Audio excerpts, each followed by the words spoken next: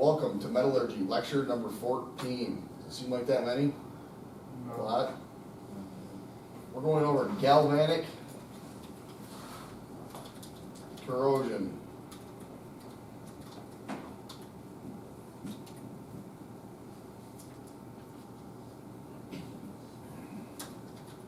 And electrochemical. And I'll try not to pick on Ford trucks too much in this. Nothing wrong with my truck. Oh! An electrochemical process in which one metal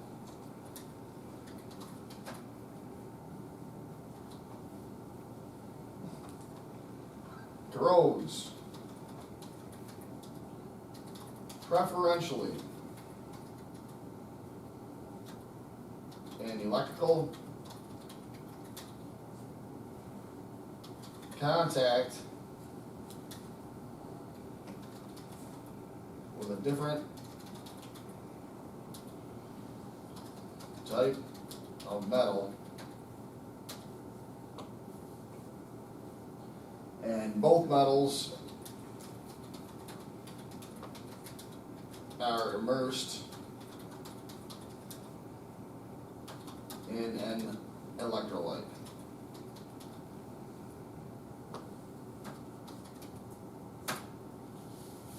Wow. Let's run that back. Electrolyte and immersed are, oh wait, going the wrong way. An electrochemical process in which one metal corrodes preferentially in electrical contact with a different type of metal, and both metals are immersed in an electrolyte. They don't have to be completely immersed, but that definitely speeds things up. If it is. Yeah, no. An electrolyte is just something that conducts the electricity, like water. That would be fake water. Electrolytes and Gatorades. That's what they say. I think it's BS. I think it is too. Process variables.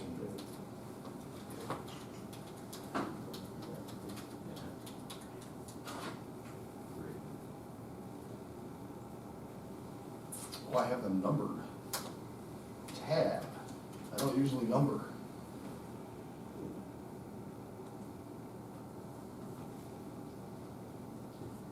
Distance at the couple.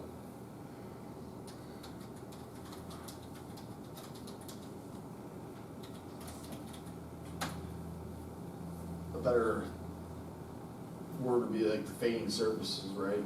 Where they're touching. The couple just sounds weird, I don't know. Maybe it's just me. How far apart they are, right?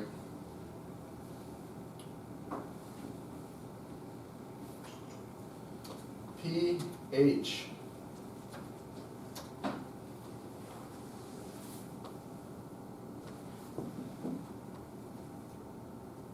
There's acidity to it. You don't know what pH is? No. Let's look up the definition.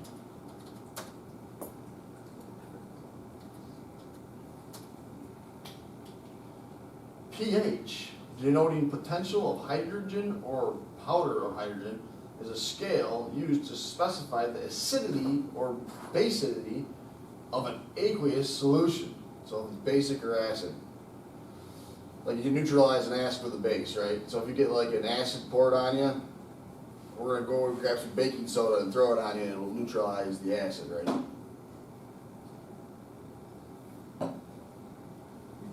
pH balanced for a man, right? That's a big commercial, right? What's that for? Is it deodorant or something? Shampoo or something? So it's basically the acidity, how much acidity there is or base. Time, how long it's there, right? Everybody got the time? It is 8:20.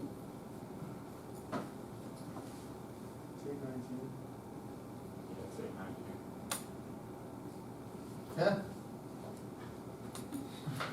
That clock looks like it's 8:20, doesn't it?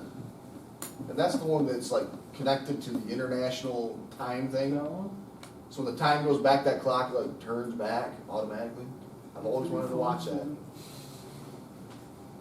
No, I would take 20. Where's Cook at? Time, temperature.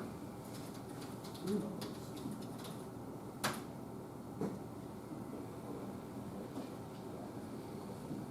I'm off one number. Oh, I missed one. We'll add it to number 5.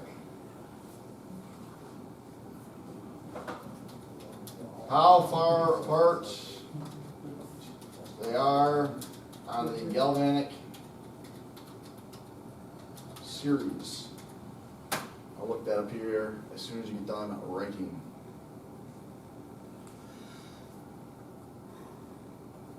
We have 2 Galvanic Series in here. One is done by the Navy, which obviously would have problems because they have boats in the water, right? Ships, I guess they are. It's not like Forrest Gump's boat, right? They got big ships. Have you ever been on a real shrimping boat? No, but I've been on a real big boat.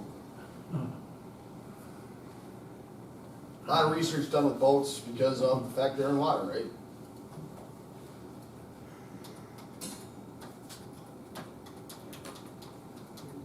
Yes, I do make Forrest Gump references and people don't know what it is, so. If you haven't ever seen Forrest Gump, you should watch it. I know some people that have been on the USS Enterprise. Really? San Francisco. About 10 million results. Here you go. Biggest battleship. This is the Galvanic Series right here, and you can see most noble cathodic, least noble anodic, and it's on this side, and you can see that is the electric potential up there. I believe it's in volts. Let me see exactly volts. That's in seawater. Doesn't say if it's volts. I believe it's volts.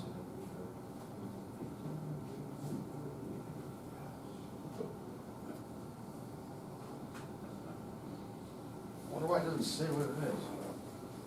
Let's see if this one does. Yeah, volts right there. Potential volts.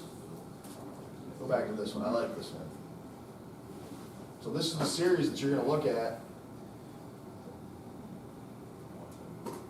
Just make sure the anode will always corrode. So if you wanted to protect the metal, you would want the metal you want to protect it to be the cathode. The anode will always corrode. That's why you see magnesium way up here. That's what they put on the boats on the motors because they want that to corrode preferentially to the motor.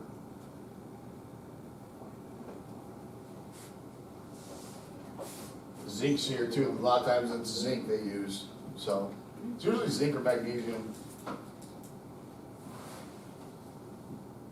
Let's go magnesium, boat, anodes. There it is. There's the corroded ones. Sacrificial anodes. There's some. See them? They're all over this boat. They want this to corrode preferentially. They do it on purpose. That's why you see it on the motors. Usually they have pictures of the motors. See if the Titanic had that? They Right there, beautiful. Those are all the sacrificial anodes that they're putting on this motor. Sometimes you have to replace them. They look nasty, right? If you've seen them out there after they've been used, they're all pitted and rotten. That's why they do that. There's one that's pretty rotten. Is that? I don't know what that is. Zinc and aluminum anodes. All about anodes in the C magazine. There it is again.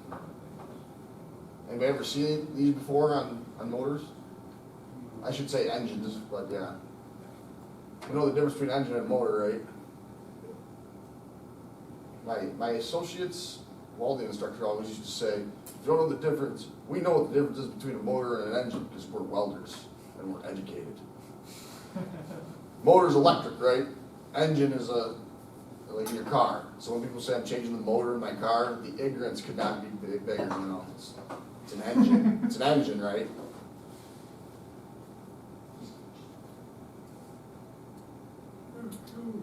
Let's see if they have the actual trailer. I always think of galvanic corrosion, I think of the trailers They have the aluminum shells that go down and touch the steel, and it looks like somebody took a blowtorch and burnt the aluminum, right? Galvanic corrosion. Let's see if they actually have that. Look at that. That's what it looks like. It's like burnt. There it is again. There it is again. I want to see it on a trailer. Let's type in trailer.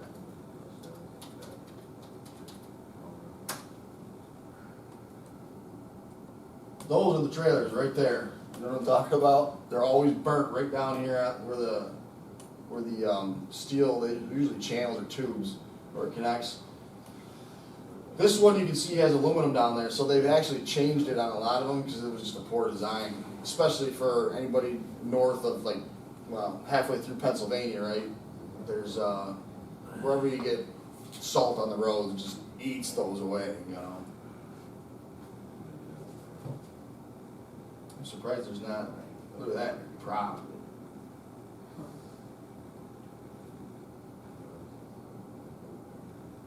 I'm gonna try and find one this weekend and take a picture of it. I'll bring it in Monday. I happen to know my buddy's got one and it's rotten, and I told him you need to get rid of that before it's disintegrating. He went, ah. It's bad. I'll bring in a picture. Where are we at here? Temperature, electrolyte conductivity.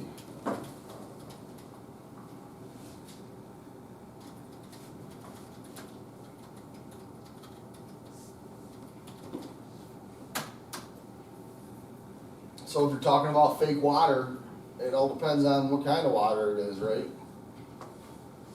If it's got a lot of metals in it, it's going to conduct better, right?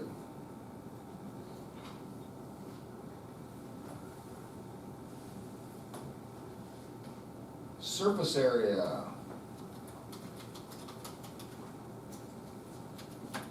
How much is touching, so big of the surface area.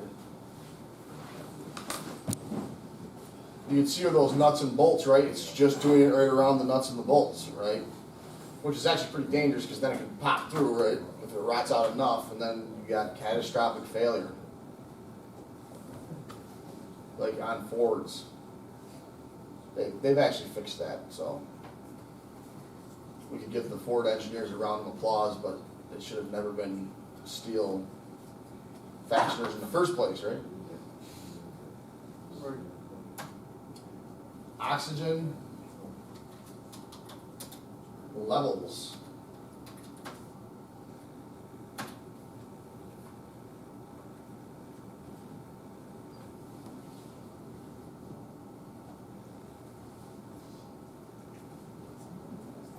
So in the test you can almost be positive that I'm going to write, what are 6 process variables with this? And you're going to write distance at the couple, pH, time, temperature, how far apart they are in the Galvanic Series, electrolyte conductivity, surface area, or oxygen level, right? You guys start putting some multiple choice on this. I could, but I won't. Give us a freaking word bank. I don't believe in word banks. That's like what you get in like 4th grade. That's all right by me. 3 things that must be present.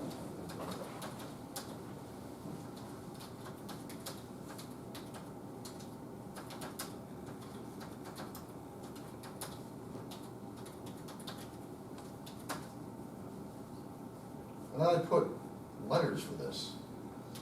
Very odd.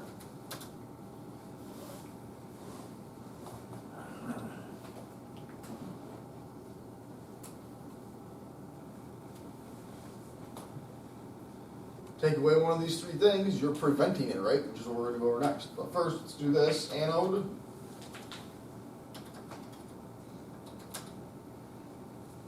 And that will always corrode.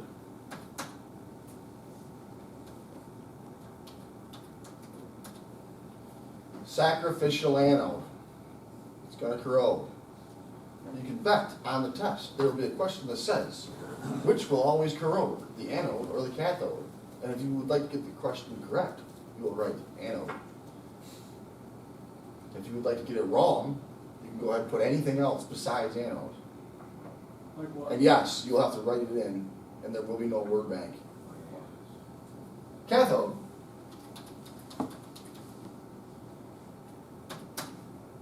Uh-oh.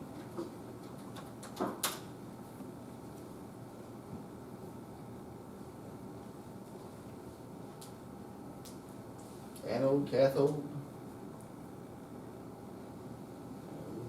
Last but not least, electrolyte.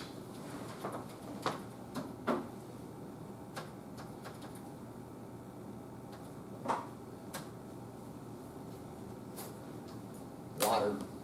Usually it's water. Doesn't have to be, but usually it's water.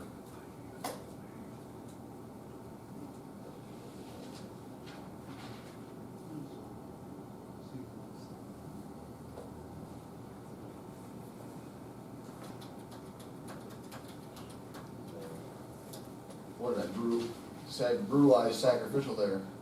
Anode. They fixed it for me.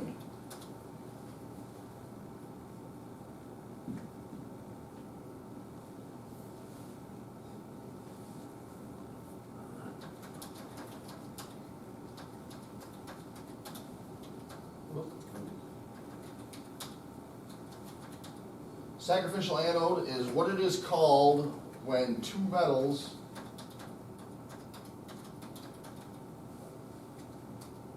are purposely put together with the intent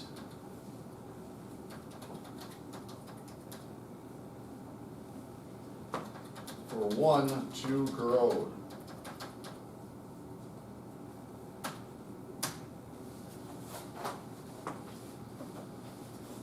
Sacrificial anodes. So it's Why per- doesn't it go to the other metal at all? What do you mean? That's only one. Why doesn't it go to the cathode, you're saying? Yeah. Because the electricity doesn't flow that way. Alright. That's like in the motors? Engines, not that. Engines, we're educated. A motor's electric. Do they have those on motors? You ever seen the efficiency of an engine versus a motor? Do they have those on motors though? No, because motors are electric, so they're not exposed to like the outside. Well, they're not supposed to be exposed to water and things like that. But what about like on a Tesla? Those motors are They're protected. well, The electric motors, you mean, in the cars? Yeah, you gotta remember, like, we have welders out there that supposedly you can submerge in water now, because they have this substance they put, I don't know what it is, on all the electric components to seal it. it's dielectric grease. Nah. It's better, it's a little better than dielectric grease. Just imagine that, pop open the car, it's just packed full of dielectric. Build, That's all I can think about here. Whoops, let's go where? Whoa, there we go. I was hoping they gave us a list of what they used them on. Sacrificial anodes work by oxidizing more quickly than the metal it is protecting, being consumed completely before the other metal reacts with electrolytes. The three metals that can be used are zinc, aluminum, and magnesium. I realized the water rushed through that. Oh, It's like a drain one. she just flipped out on me, huh? Metal in seawater is one such example. We know that already. What metals are used? We went over that already. Application, that's what I was looking for. Hulls of ships, water heaters. That makes sense, right? Pipelines, distribution systems, above ground tanks, underground tanks, and refineries. Project, man. The anodes in sacrificial anode cathodic protection must be periodically inspected and replaced, so when they get all gross on your boat, you gotta replace them. Problems. Well, that must be what they wrote it on. Prevention.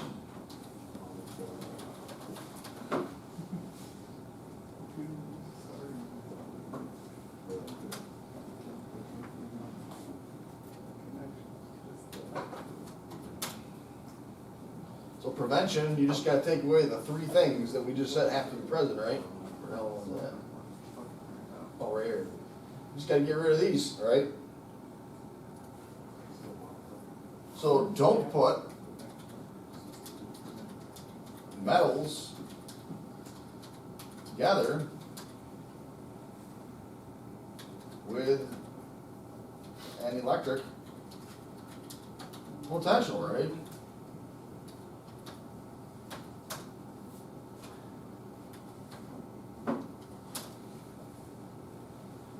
So if you're using aluminum, like Ford did for their boxes, right?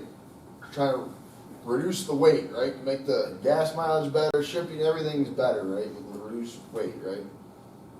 You don't want to hold that on with steel bolts, right? Because it's going to burn the aluminum. You want to use stainless.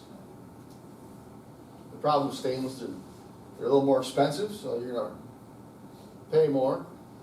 And stainless fasteners, what happens, we have to put on, anybody know? Brass never sees, right? If you don't put that on stainless fasteners, it dulls. Because the machinists haven't perfected a way to cut threads that are nice. So you gotta put a brass goop on there, basically, or else it'll seize up. That shit gets all over your hands. Oh yeah, it's nasty. It's like, You find it everywhere. yeah, it's, Funky shit. oh yeah, you've been, because you guys work with Kleinfelder, he uses all stainless hardware, right? Yeah. So anytime you put them together, you gotta put this little brass, we got tubs of it out there. It's usually in a little brush, you just brush it on, and it won't seize up if you do that. So, otherwise it'll seize up. So when you're working with stainless, remember that. So don't put the metals together with an electric potential, right? How about a barrier? Okay, so if you're putting two metals together, now I'm going to go back to capstone class. You're building an aluminum trailer, right? You cannot have aluminum axles and leaf springs, right? I'm pretty sure that would fail pretty quickly, right? Especially with the roads in our beloved New York State that are taken care of so well, right? I found a pothole once that was 1.5 feet deep. I got out and measured it and took a picture. You're not going to have aluminum leaf springs, right? You hit that pothole, it's going back, right? So how do you put steel axles onto a aluminum frame without getting galvanic corrosion? You cut little strips of plastic. We used to have a whole roll of it back there. It's about 1/8 of an inch thick. And then you put that in between the aluminum and the steel, fasten it with stainless fasteners, and you no longer have to worry about galvanic corrosion, right? So I'm going to write in parentheses, plastic. That's probably the best. They claim paint in the book. Paint's no good, right? It's going to rub and it's going to take the paint off eventually, and then you're going to get it anyways. Powder coating is probably a better solution. The best is plastic though. Everybody know what powder coating is? Yeah. If you work and you're a powder coater for your whole life, I don't want to offend anybody, but you don't want to do that. Big ovens, right? Hot. I went to a company once and there was a guy standing in his underwear powder coating. I walked in and I was like, okay. And the owner looks at me like, yeah, he stands there all day in his underwear. I'm like, ah. That was 2 times that same week I ran into some guy in his underwear, and it was very uncomfortable. The other time was I was getting a building I own spray foam, and I walked in the middle of the woods and there was a guy standing in his underwear drinking Gatorade. He was on his break, right? They put on those suits. I'd do the same thing. You know, you'd be dying in that suit in the middle of the summer spraying spray foam, right? But powder coating, it's very hot. So if you have if you've been around a powder coating line, it's usually pretty hot. So it's all right in the winter. Well, in the summer, it's less than desirable.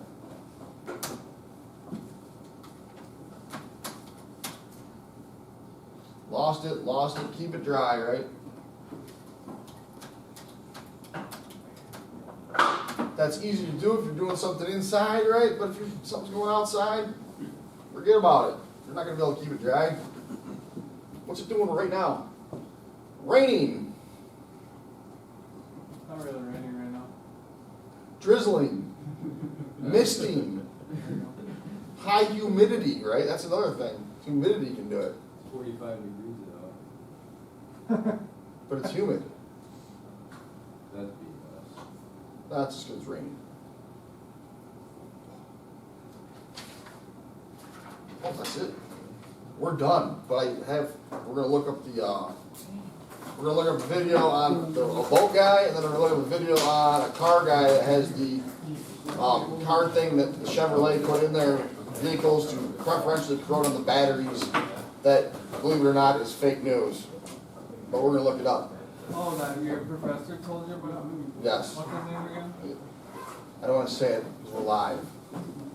Cut it out. You're not We're out.